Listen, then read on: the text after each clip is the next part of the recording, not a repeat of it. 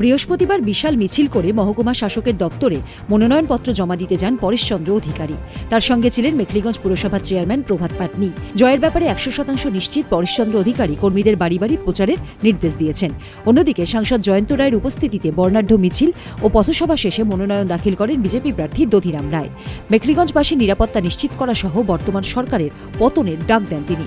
অন্যদিকে এদিন বাম সমর্থিত ফরওয়ার্ড ব্লক প্রার্থী কমল রায়ও মিছিল করে নিজের মনোনয়নপত্র জমা দিয়েছেন। নমিনেশন সাবমিট করা হলো।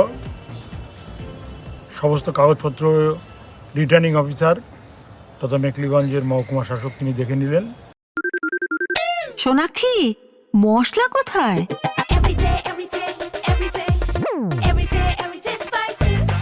এভরিডে মশলা, দেশের স্বাদ।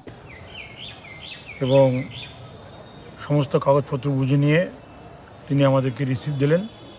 আমরা 100% আশাবাদী যে এই নির্বাচনের বিপুল ভোটে আমরা জয়ী হব এবং এই কথা আমরা হরফ করে বলতে পারি। নমিনেশন সাবমিট যা সরকারি গাইডলাইন আছে ইলেকশন কমিশনের, সেই গাইডলাইন মেনে যা যা ডকুমেন্ট যা বিষয় আছে সেটা দেওয়া হয়েছে।